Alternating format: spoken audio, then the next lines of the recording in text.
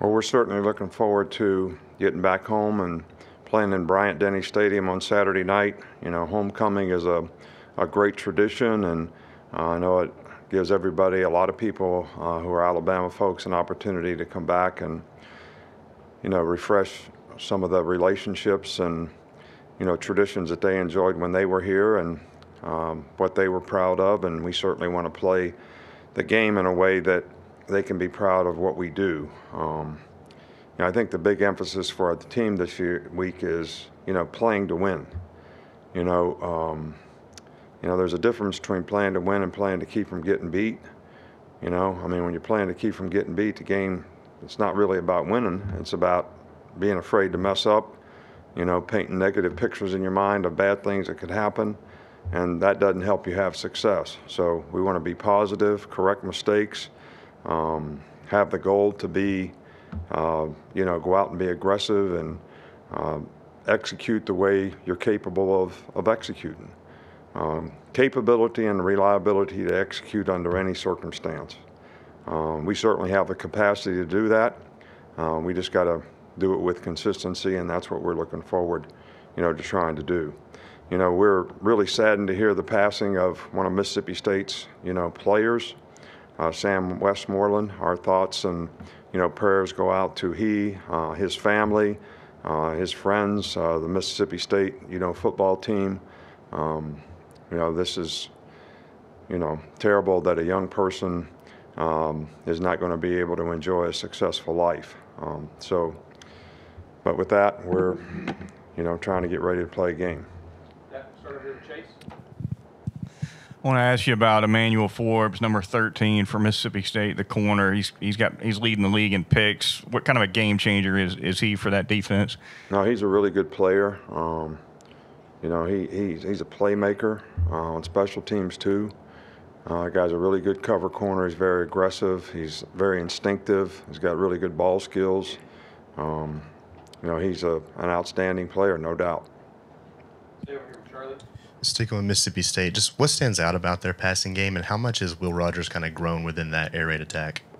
Well, you know, Will Rogers has had a great year last year. He's having an outstanding year this year.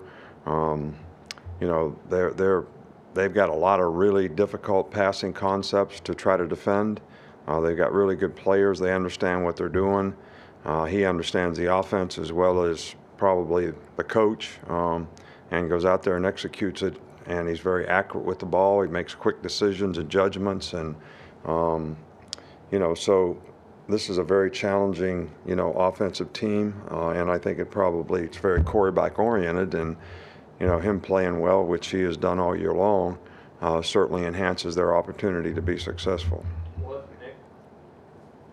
I know you put a statement out on the Jermaine situation. I was wondering, what information are you guys trying to get, and has there been any update on that? You know, we handle, you know, discipline issues, you know, internally, and that's the way we'll handle this. But, you know, as I said today, you know, when I was asked about the whole, you know, the league has tried to control people, you know, rushing the field, and, you know, it's a difficult circumstance for the league. It's a difficult circumstances for the people who are on the field. But, you know, we got to go through those difficult circumstances and still respect other people, and I think that's on us to do that, and that's certainly a lesson, you know, for all of us to learn relative to this. Back up front with Tony. Kind of go into Chase's question with Forbes, but what makes this Mississippi State team so good at forcing turnovers? They lead the SEC in forced turnovers. Right. Well, they got a lot of ball hawkers. They got, you know, an experienced defensive team. They play a lot of pressure defense. There's a lot of movement, a lot of stunning, a lot of blitzing, a lot of penetrating. And, you know, they got some good pass rushers. So, but, you know, we've continued to try to create an awareness with our team about attacking the ball. And, you know, sometimes you just got players that do that. And, you know, sometimes it's hard to get players to have confidence that they can tackle. The next guy in can attack the ball. You know, these guys got some guys that got good ball skills in the secondary too, so that always helps. But, you know, I wish we would get more turnovers, take care of the ball better, and we're going to have to do that in this game because that'll be a critical piece to having success in the game. Two more, James, and then a follow-up for Charlie. Byron Young said that Jaheim Otis is like one of the things that he's been really impressed with is his maturity. What about Jaheim's maturity have you really seen, on and off the field? Yeah, I think, he's done a really, really good job of, being able to stay focused, know what to do. No moment's been too big for him. And as a freshman, you would never know he's a freshman. I don't think the other players on the defense look at him as a freshman because of his maturity and the way he goes about his business. And, he's done a really good job for us this year. We'll finish up with Charlie. In these 3 practices, has the team maybe responded to the loss the way that you had hoped, or how have you kind of perceived that?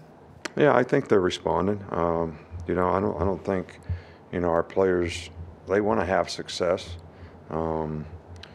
These guys are, I've said this before, fans get upset, people get upset when we don't have success, but the players get upset too, all right, because probably more upset than anybody because they work hard and they get frustrated when they don't have success and they want to know why and how they can fix it, and they've worked hard to try to do that. But I think it goes back to, you got to have the right mindset, man, and we got to get more positive about how we approach beating the other team, and that's something that we're working on this week as well. All right, thank you.